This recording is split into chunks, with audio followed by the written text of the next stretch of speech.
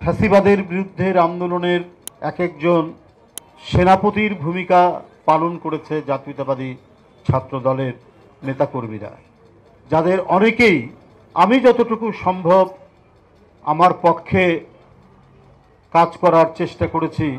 আমিও জাতীয়তাবাদী ছাত্র দলের কিছু ছেলে মেয়েকে সাথে পেয়েই রাস্তায় কাজ করার সুযোগ হয়েছে।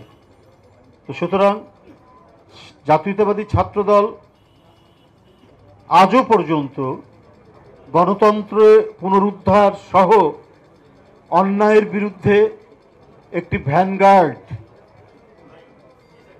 এই ভ্যানগার্ডকে যতই যে সমালোচনা করুক, যে কথাই বলুক, এদের সেই ঐতিহ্য, যে ঐতিহ্যের মধ্যে বারবার গণতন্ত্র পুনরুদ্ধারের ইতিহাস এবং ঐতিহ্য রয়েছে, যার প্রধান জাতীয় নেতৃত্বে ছিলেন দেশনেত্রী বেগম খালেদা জিয়া এবং দেশনায়ক তারেক রহমান।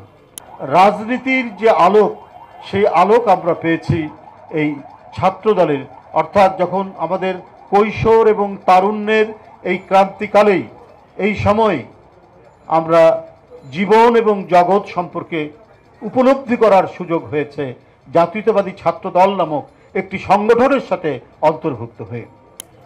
142 জন ছেলে মাত্র এক মাসের মধ্যে যারা নিজেদের জীবন উৎসর্গ করতে পারে, সেই সংগঠনকে দমিয়ে রাখা, তাদের বিরুদ্ধে মিথ্যাচার করা, তাদের বিরুদ্ধে অপবাদ দেওয়া, তাদের বিরুদ্ধে কুৎসা রটিয়ে কোনো লাভ হবে না।